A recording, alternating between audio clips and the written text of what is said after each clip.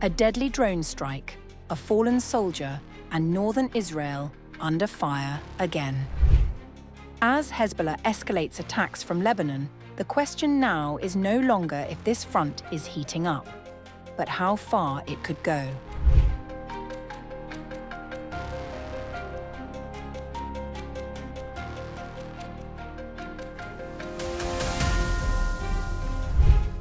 A deadly new escalation has erupted on Israel's northern front as explosive drone attacks from Hezbollah killed a young Israeli soldier and wounded more than a dozen others in a series of strikes that have intensified pressure on the border.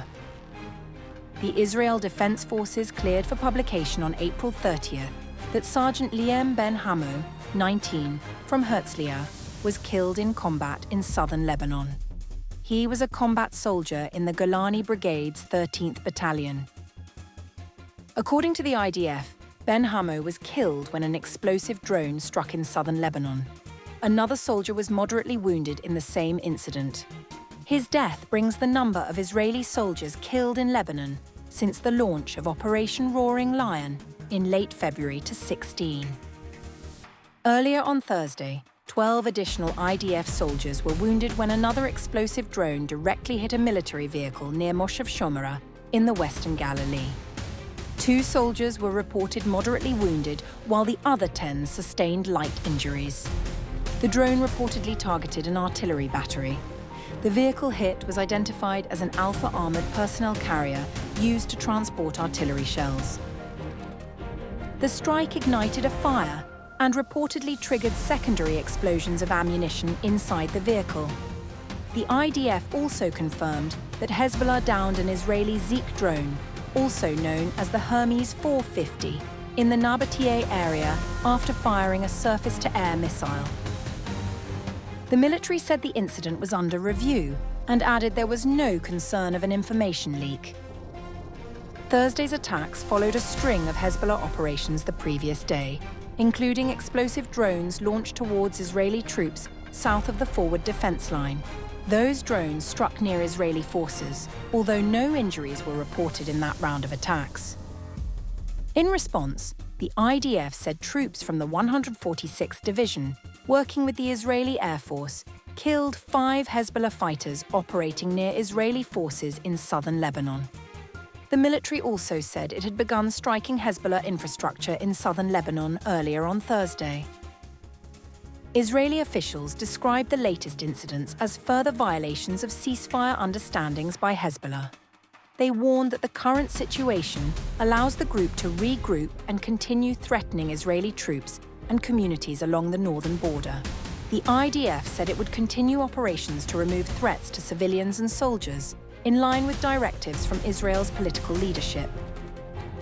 The escalation comes as Prime Minister Benjamin Netanyahu has urged US President Donald Trump to keep ongoing negotiations with Lebanon to a 2 to 3 week timeframe. Israeli officials fear continued attacks are undermining deterrence and reducing hopes for a diplomatic solution.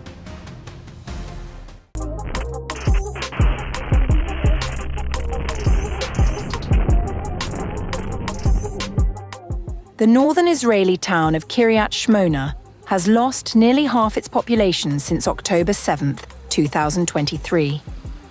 Israeli media figures show the town, once home to 26,000 settlers, now holds around 12,000, with thousands more reportedly weighing whether to leave the land they say was promised to them.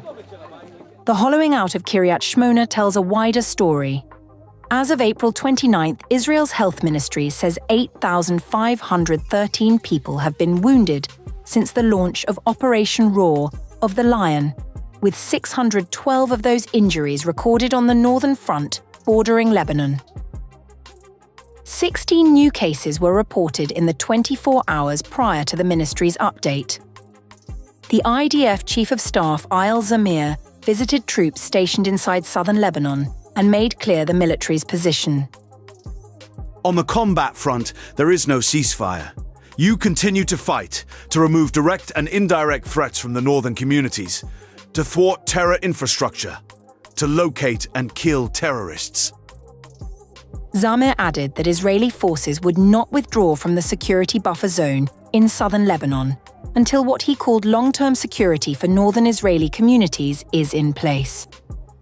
The ceasefire between Israel and Hezbollah, brokered by Washington and in effect since midnight local time in Lebanon and Israel on April 17th, was extended for 3 weeks on April 24th. Cross-border fire has continued regardless. Reports suggest that Israeli Prime Minister Benjamin Netanyahu asked the US President Donald Trump to put a 2 to 3 week deadline on peace talks with Beirut and to greenlight a large-scale offensive if those talks collapse. Trump reportedly told Netanyahu to restrain himself, warning against any action that could unravel the ceasefire. I told Netanyahu that Israel must attack Hezbollah more surgically inside of Lebanon because knocking down buildings is too terrible and makes Israel look bad.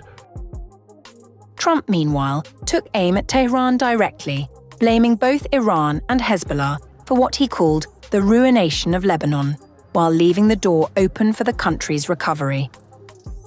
When Iran gets taken out, Hezbollah automatically gets taken out.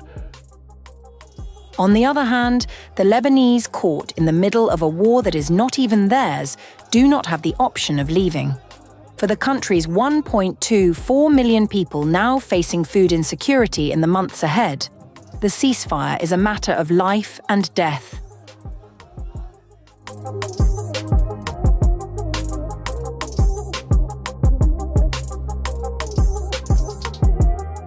The Israeli military detonated what it called the largest Hezbollah tunnel ever found in southern Lebanon on April 28th. The explosion was so powerful that it triggered earthquake alerts across northern Israel.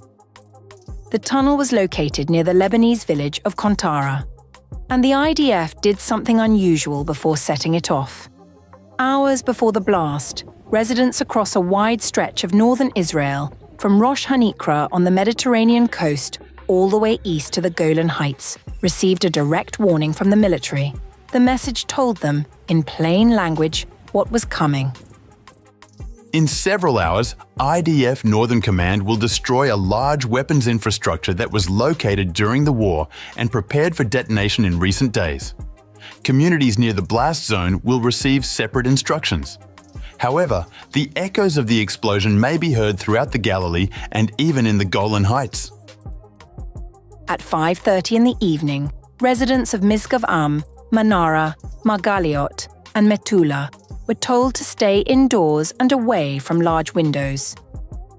In Kiryat, Shmona, and Kifar Giladi, people were advised to open their windows to reduce damage from the blast wave. The mayor of Kiryat Shmona, Avichai Stern, personally urged residents to stay away from windows and balconies. Then, at 6:03 p.m., the ground shook. The Geological Survey of Israel's alert system registered it as a seismic event. Independent earthquake warning systems in schools and private institutions fired off their sirens. The Energy and Infrastructure Ministry confirmed the detection shortly after. This was not the first time an IDF detonation in Lebanon set off earthquake alerts in Israel. A similar incident had happened before. Prime Minister Benjamin Netanyahu addressed the destruction of the tunnel directly, and his language left little room for interpretation. They blew up a massive Hezbollah terror tunnel today. We are destroying their terror infrastructure, we are killing dozens of their militants, and more is yet to come. We are operating within the security zone, south of the Litani, north of the Litani, in the Bekaa, in northern Lebanon. And a few weeks ago, I instructed a special project to eliminate the drone threat. It will take time, but we will take that down as well. A ceasefire between Israel and Lebanon was agreed to on April 16th and extended by 3 weeks just days ago. And yet, the Prime Minister of Israel is publicly describing active military operations across multiple regions of Lebanon, including north of the Litani River, well beyond the agreed buffer zone, and pledging to continue them. Israel began its ground and air campaign in Lebanon on March 2nd, following Hezbollah strikes into Israel in retaliation for an attack in Iran that killed Hezbollah's supreme leader. Since then, more than 2,500 people have been killed, and over 1 million have been displaced.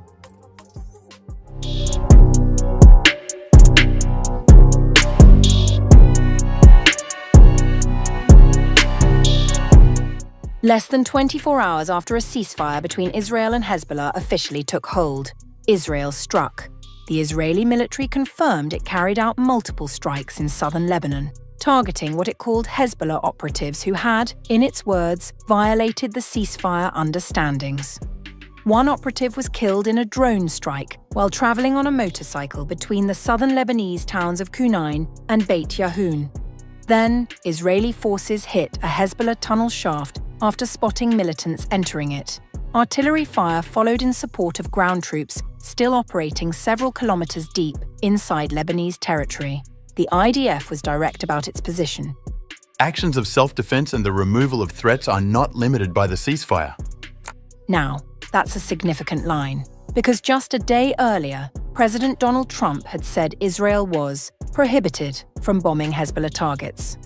A US official then walked that back, clarifying that while offensive operations were off the table, defensive strikes against planned, imminent, or ongoing attacks were still permitted under the terms of the deal.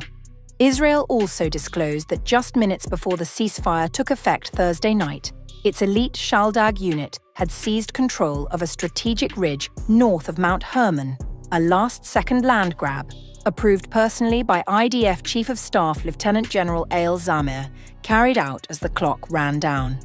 Meanwhile, Hezbollah is not staying quiet. Naim Qassem, the group's Secretary General, issued a blunt warning this weekend. He said the resistance fighters would remain in the field. A ceasefire means a complete halt to all hostile acts, and because we do not trust this enemy, the resistance fighters will remain in the field with their fingers on the trigger, and they will respond to violations of aggression accordingly. There is no ceasefire by the resistance alone. It must be by both sides. We will not accept a repeat of the 15 months of patience toward Israeli aggression while waiting for diplomacy that achieved nothing. Senior Hezbollah official Mahmoud Kamati echoed that defiance at a press conference in Beirut's southern suburbs, dismissing Lebanon's planned direct talks with Israel as a failure, weak, defeated, and submissive negotiations. The resistance is the one that imposes. We are the land, and we are the ones who draw up the decisions. Meanwhile, Lebanon's President Joseph Aoun and Prime Minister Nawaf Salam were on Saturday preparing for what would be the first direct negotiations with Israel in decades, a moment Hezbollah wants no part of. The ceasefire is holding, just barely. Israel is striking, Hezbollah is warning, and Lebanon, caught between the two, is trying to negotiate a future that neither side seems ready to let it have.